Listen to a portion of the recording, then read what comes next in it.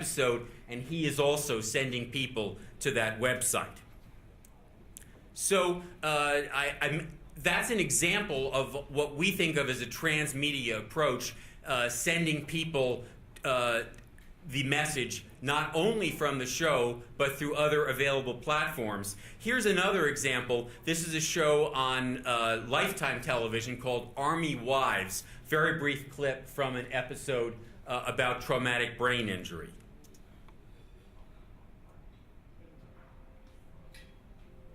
The functional MRI confirms what we suspected, Colonel Burton. You're suffering from traumatic brain injury, most likely sustained during your RPG incident in Iraq. Dr. Patterson, I dove behind the Humvee when that RPG went off. I caught some shrapnel, but I was mostly protected from the blast. Not exactly.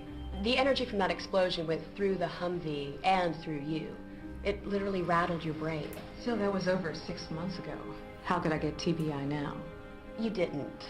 I suspect the symptoms have always been there. You simply didn't notice them or chose to ignore them. We found that some soldiers with TBI can function well in the field in highly routine tasks. It's when they come home and face the challenges of everyday living that the problems more fully emerge.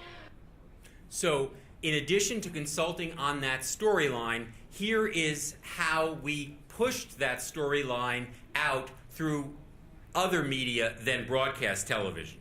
Here, for example, is the Center for Disease Control's Facebook page, where there is a discussion of traumatic brain injury linked from that show.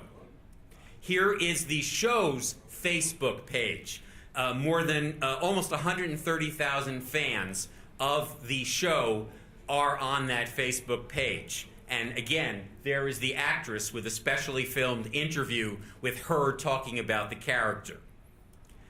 Here is the Army Wives, the show's Twitter page, with a series of tweets which were written by the Centers for Disease Control and us, and then placed on the Twitter feed. Here is the lead actress, Wendy Davis, her official Twitter page, and she let us write tweets about traumatic brain injury and put it on their page. And the CDC's own official Twitter page, which is similarly about that topic. So we're getting them every way we possibly can. So I've talked about outreach to the industry, outreach to the public. Now, very briefly and with a very specific focus, we also do outreach to policymakers, especially in our work with the Gates Foundation, because policymakers in the government and in private institutions and foundations, they also watch television. And if you want to put something on their radar screen, incorporating it into the storyline of a popular television series is not a bad idea. And for example, we put on a meeting in Washington called Global Health in Lights, held at the Library of Congress, where we brought the executive producer of Law & Order SVU and the star, Mariska Hargitay, to talk about a global health issue. And more than 100 people came, people from 9 different government agencies and 10 nonprofit stakeholders were there. So we are also using specialized channels to reach out. Research and evaluation is awfully important to us. We do it in 2 ways. One is content analysis and audience demographics, and the other is audience impact. What impact does this have on audiences? And audience impact includes measuring web traffic, hotline calls, knowledge changes, intention changes, and action changes. In the first area, content evaluation, we study what is actually broadcast. You saw yesterday a description of work done at MINTiFF, which analyzed what is on television. We have done work like that as well over now a 10-year period. And we also analyze what the differences are between the whole audience and also audiences of African Americans and Hispanics, who are in particular vulnerable health populations. We do a content analysis, and so you can see, for example, in 2009, those are the health topics that appeared in U.S. prime time. We also look at audience impact. We currently have 8 ongoing evaluations, including measles and vaccinations, gonorrhea, hepatitis C and liver transplantation, and women's self-esteem. 18 papers that have come out of our project have been accepted in academic journals, including the Journal of Communication, the Journal of Cancer Education, and Cases in Public Health Communication and Marketing. 2 more papers are under review, 4 more are in progress for submission, and over the years, over 40 professional presentations and 8 talks overseas at the American Public Health Association annual meeting. We take academic rigor in our evaluation process extremely rigorously. Just some examples. Here, I showed you that 90210 bipolar storyline. We've analyzed and tracked what were the web statistics of the site that was on the public service announcement. And you can see in the tail end of there the spike after the broadcast of people going to the Bipolar Kids website. We also look at audience impact on hotlines. This is from a soap. The Bold and the Beautiful is the 2nd most popular program on the face of the earth. More than 500 million people watch The Bold and the Beautiful every weekday. And we were able to work with them on a storyline about HIV/AIDS. And so you'll see a scene between Tony and his fiancée. Very brief excerpt. I'm sick, Kristen. What do you mean you're sick?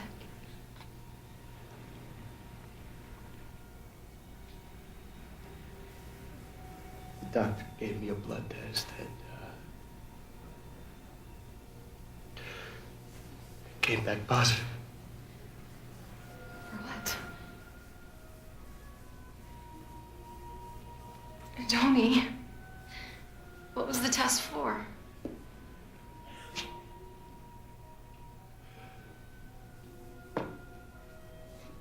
HIV.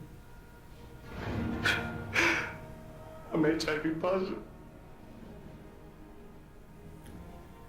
So if you look at what happened on the calls to the government HIV/AIDS hotline, you'll see on August 3rd a huge spike when he found out that he was positive. On August 13th, an even higher spike when he told his fiancée. You can imagine who was doing those calls.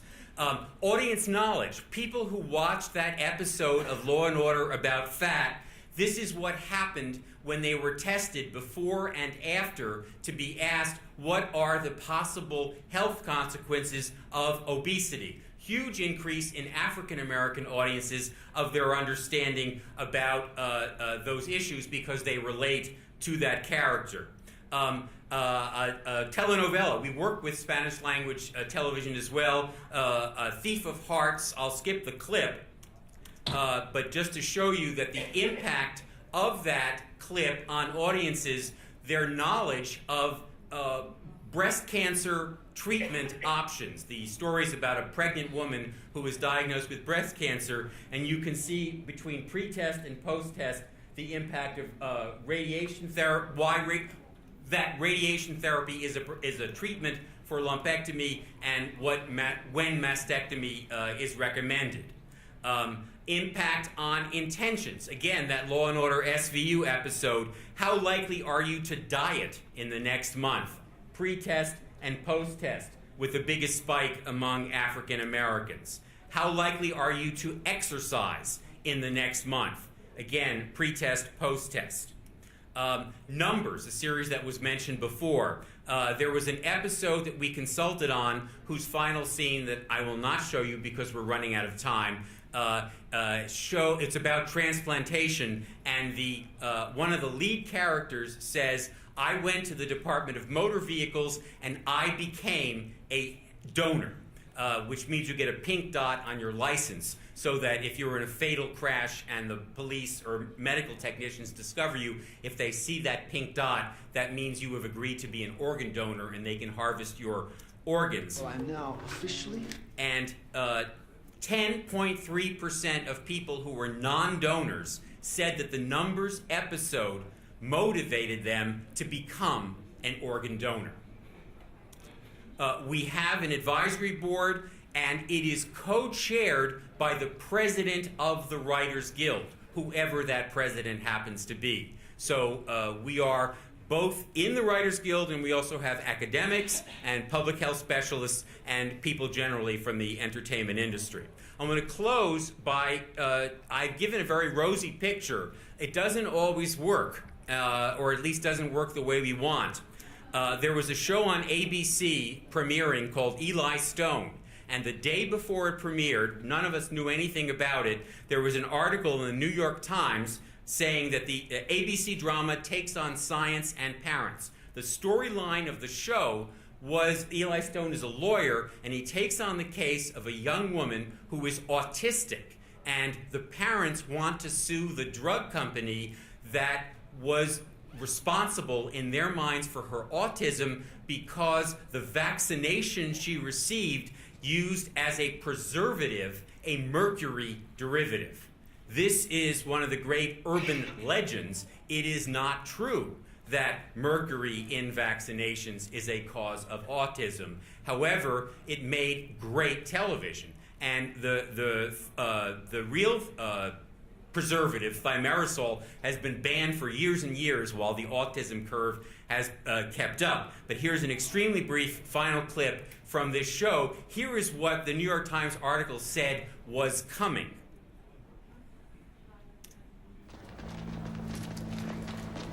The first lawsuit alleging a connection between tobacco and cancer was filed in 1954. But it took 30 years for a jury to award a single dollar for something we now all accept as patently true. Is there proof mercuritol causes autism? Yes. Well, there isn't. And we were horrified that this was about to go on the air.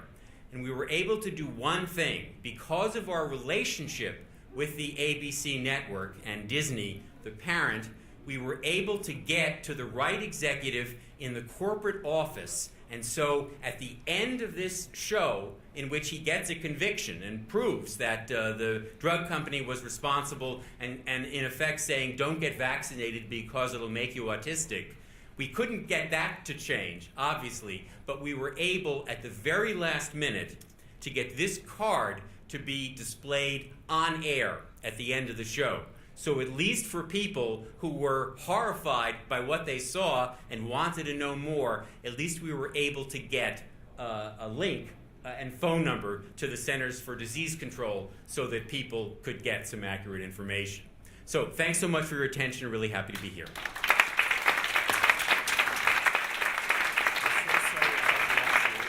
Thank you so much, Martin, for that impressive list.